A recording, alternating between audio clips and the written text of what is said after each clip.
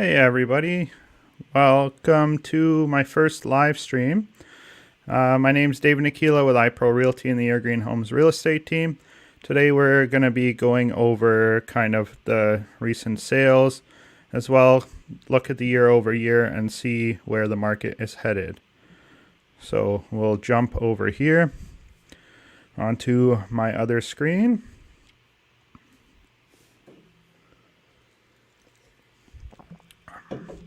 So first we'll kind of take a look at the historical charts, just get an idea of how everything is flowing. Just trying to get used to switching screens here. So you can see we're right here in terms of where we are at the end of the graph. So with sales, you can see that the sales has come down from, say, the spring market.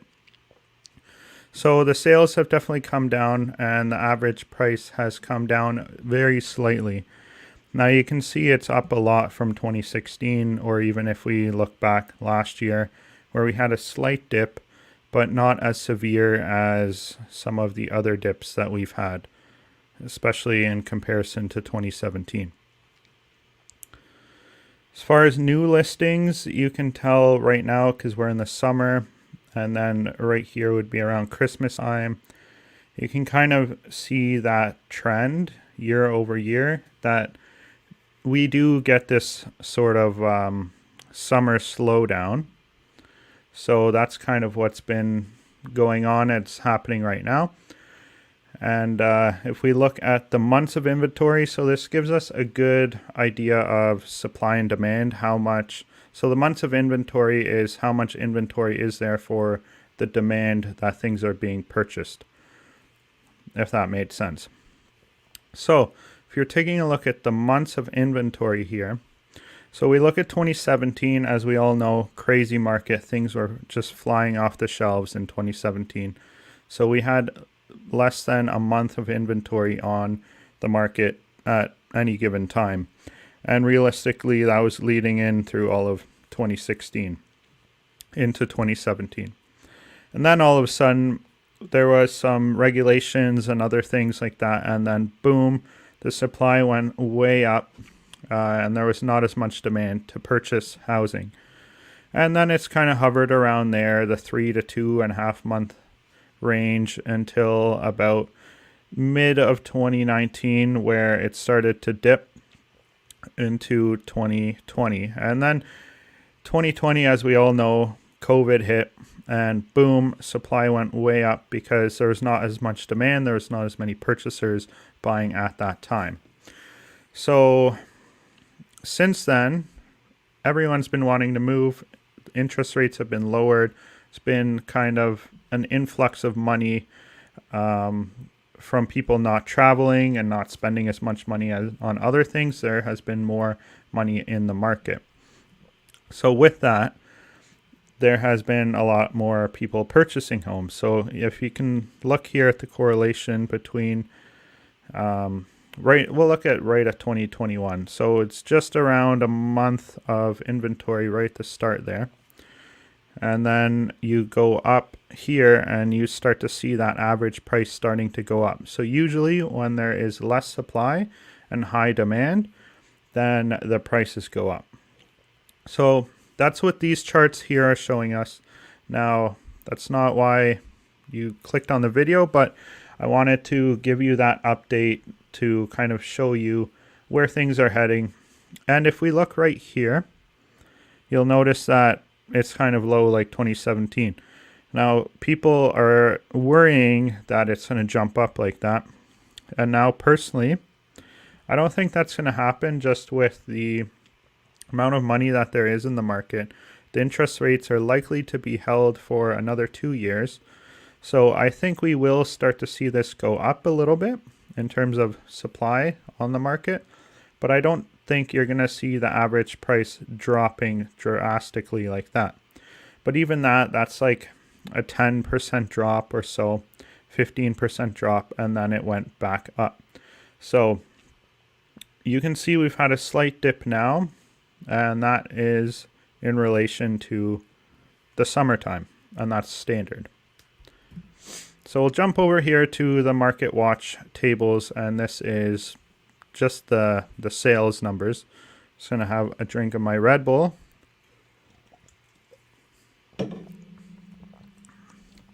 So if we look here, this is all the sales on the Toronto Regional Real Estate Board right here. So everything is shown here. You'll get a good you'll get a good idea of what has sold in terms of detached homes and so on. So there's just about 9,400 homes were sold in all of July 2021. Average selling price for those homes was just over $1 million in the GTA. So on the Toronto Real Estate Board, we have Dufferin, Durham, Halton, Peel, Simcoe, Toronto, and York. Now, if you want to see just Toronto, for example, we'll jump over there. You'll see detached homes were 1.6 million, semis 1.2 million, condo townhomes just under 800,000, and so on. Still average overall price just over $1 million. Typically on my channel, because I work out of Halton, I typically focus on the Halton region. So we'll jump over here to Halton, and we'll walk you through the stats here. So all of Halton, which I'll just pull it up right here, easier for you to see, which covers Burlington, Halton Hills, Milton, and Oakville. So I'll put it in full screen there so you can see better. And I'm not really sure how my audio is working. There's currently, I don't think, anyone watching live, but if you're watching this later on, I appreciate you and thank you for watching. Be sure to hit that like button and subscribe button, and definitely stay tuned for more live streams. I plan on doing live streams once a week. This is my trial run. I'm doing it at 12 p.m. on a Friday. One, because I didn't want too many people tuning in case I make mistakes. I don't know how to work the software, but it seems that I have a good idea of how this software works. So I am doing all sorts of things like this, and I don't know if I'm doing a great job, but trying my best. So jumping back to the tables here. So we look at Halton. Halton covers Burlington, Halton Hills, Milton, and Oakville. And then, of course, in Halton Hills, that's Acton, Georgetown, Glen Williams, Hornby area as well. So detached homes in all of Halton, 472 sales, and average price of just about 1.5 million. Semis, 987,000. Condo townhomes, 736. Townhomes, 936,000. And condo apartments just at $600,000. So average sales price just under 1.2 million for all of Halton in July of 2021. Now, if we look back at July 2020, the market had started to pick up at that point after the initial COVID reaction. So we should see a good idea of what the values were like 1 year ago. So if we jump back to July 2020, there's actually more sales overall in July 2020 as opposed to July 2021. And you'll see that the average detached home sold for 1.2 million. And now it being at 1.5 million, I want to say that's like a 35% increase. Now that's just me going off the top of my head, so I could be incorrect on that. So July 2020, let me just put myself back on the screen here. There we go.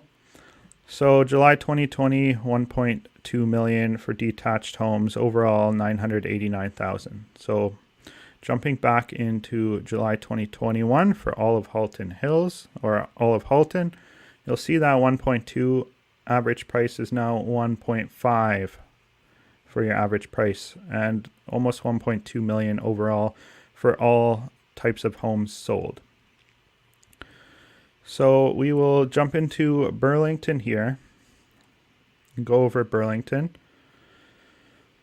So with Burlington, your average sales price is around 1.4 million, almost 1.365. Semis around 940,000. Condo townhome 762.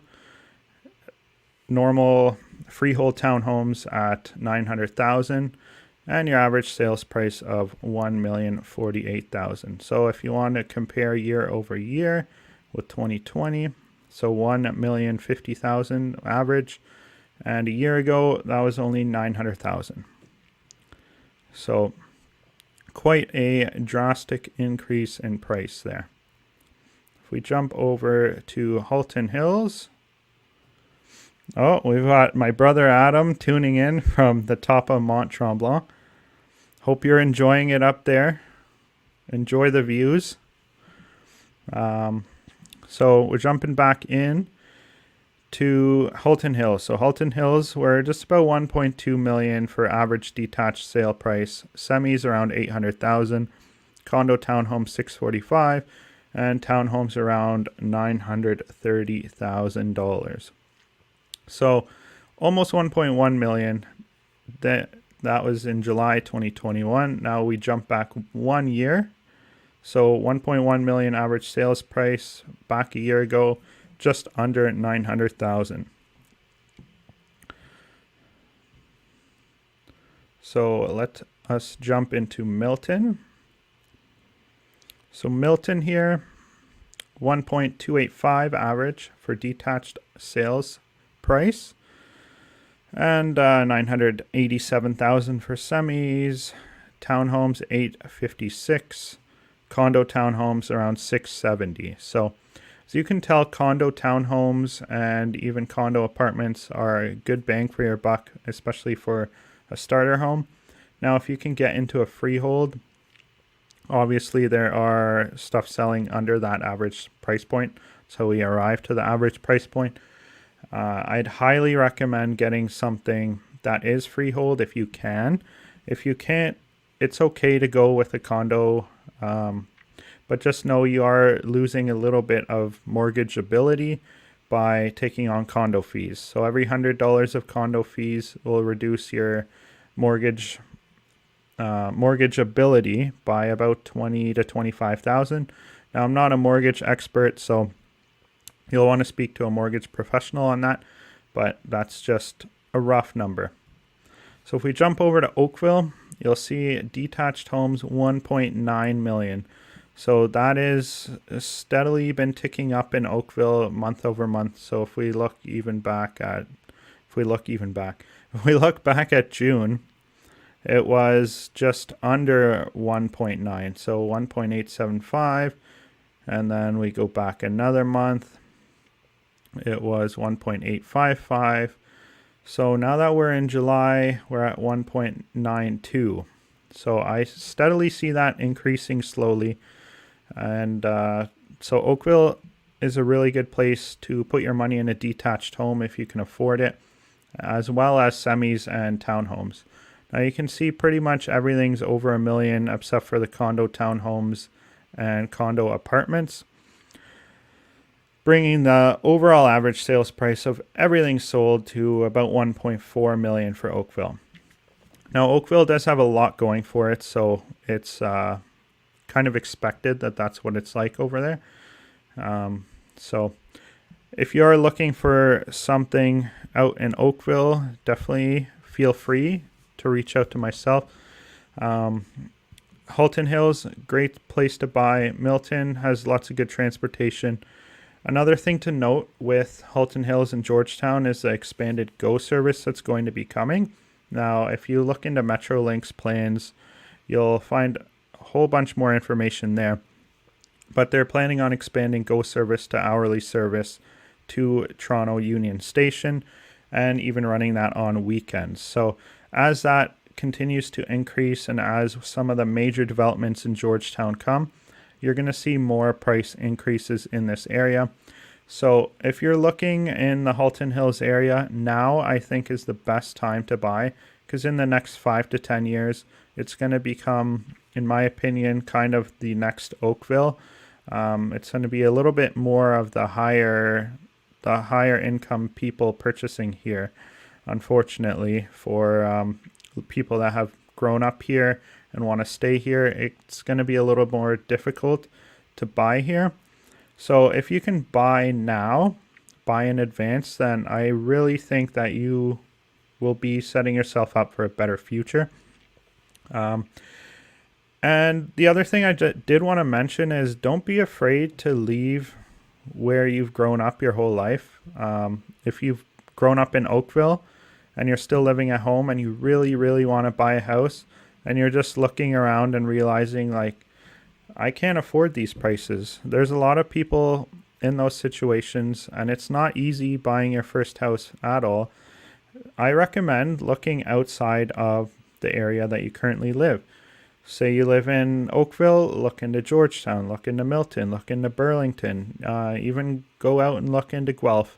I service all of Southern Ontario, and even if you wanted to go further out, I have clients that I've sold their house, for example, in Cambridge, and they went to Alberta.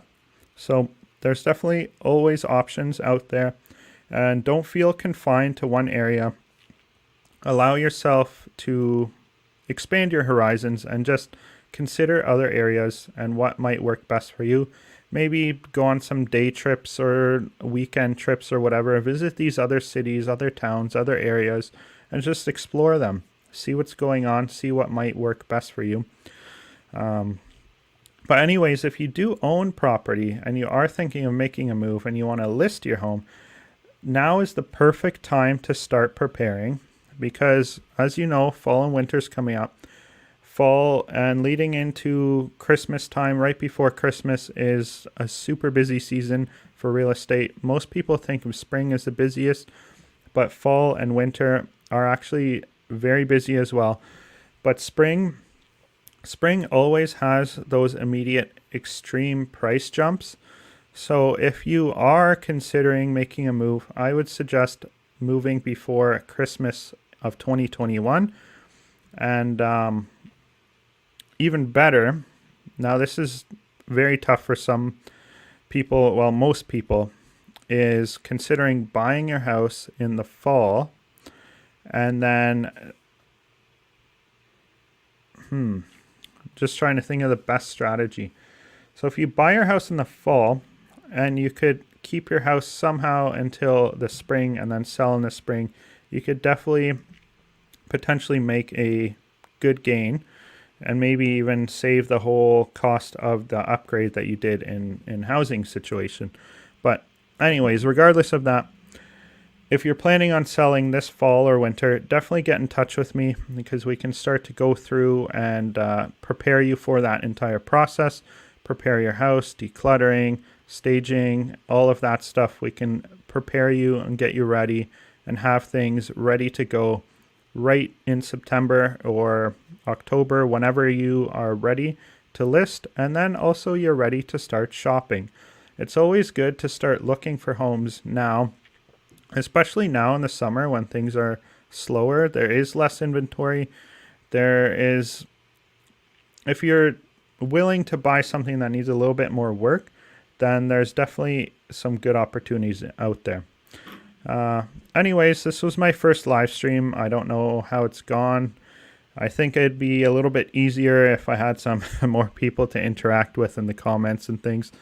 And but anyways, I hope you enjoyed how this live stream went. And if you're watching this later on, thank you so much for watching. And be sure to hit that like button, subscribe button, and stay tuned for more live streams. My name's David Aquila with iPro Realty and the Your Green Homes Real Estate Team, signing off.